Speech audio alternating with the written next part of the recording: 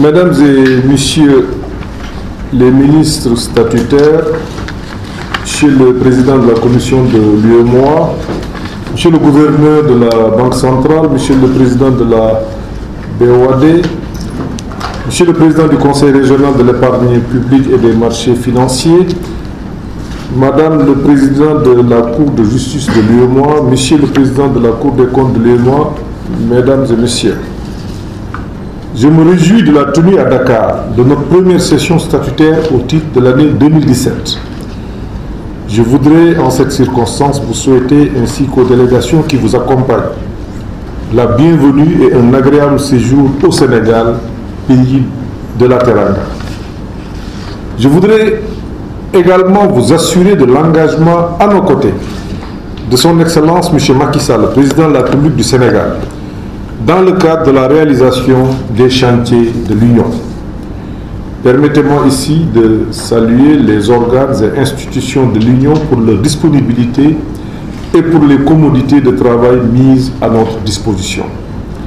Mesdames et Messieurs les membres du Conseil, notre session se déroule quelques jours après la tenue des conseils d'administration des institutions spécialisées de l'Union, tenue ici même à Dakar le 22 mars 2017. Les conclusions de ces assises nous seront livrées au cours de nos travaux. Ainsi, nous analyserons au titre de la BCEAO le rapport sur la situation économique et monétaire dans l'Union au 31 décembre 2016. Notre Conseil s'appuiera sur les données y figurant relatives aux évolutions récentes des perspectives économiques de l'Union pour décider de mesures visant la consolidation des performances économiques, la poursuite de l'assainissement des finances publiques et l'approfondissement des réformes structurelles dans les États membres de l'Union.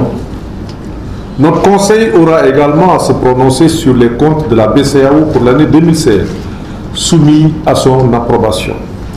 Par ailleurs, nous examinerons des propositions relatives au renouvellement de mandat de membres du comité de politique monétaire de la BCEAO dans le cadre de l'application de l'article 68 des statuts de la Banque centrale. Nous nous pencherons ensuite sur les comptes de la Banque ouest-africaine de développement pour l'exercice clos le 31 décembre 2016, arrêté par le Conseil d'administration en sa session du 22 mars 2017 et sur ceux du Fonds de développement de l'énergie, à la même date arrêté par le Conseil des donateurs en sa dernière session. Au titre de la commission de l'UEMOA, notre Conseil examinera les dossiers finalisés par les experts statutaires lors de leur réunion tenue à Ouagadougou le 28 novembre 2016. Il s'agit, dans un premier temps, du projet de rapport semestriel d'exécution de la surveillance multilatérale du mois de décembre 2016, qui sera présenté à la suite du point de la BCEAO sur la situation économique et monétaire de l'Union au 31 décembre 2016. Comme à l'accoutumée, les données statistiques utilisées sont celles fournies par les comités nationaux de politique économique, conformément à la directive de 1996 relative à la mise en œuvre de la surveillance multilatérale des politiques macroéconomiques au sein des États membres de l'Union. Elles sont arrêtées au 2 décembre 2016. Ce rapport procède à l'évaluation des programmes pluriannuels de convergence, de stabilité, de croissance et de solidarité au titre de 2017-2021. Il analyse les prévisions macroéconomiques de l'année 2016 et apprécie les projections faites par les pays dans le cadre de leur programme pluriannuel et portant sur la période du programme. Nous examinerons également le projet de budget de l'Union au titre 2017. Suivront, d'une part, l'examen du projet de règlement portant adoption des modalités d'élaboration et de calcul de l'indice harmonisé des prix à la consommation au sein des États membres de l'Union, base 2014, qui parachève le processus de mise aux normes internationales de l'ISPC avec une couverture nationale.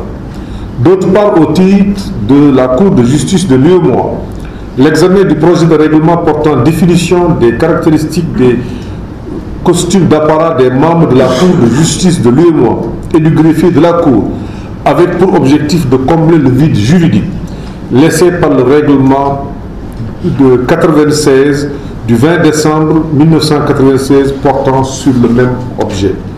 L'avis du Conseil est requis sur le point relatif à la mise en œuvre des directives des finances publiques par les États membres de l'Union.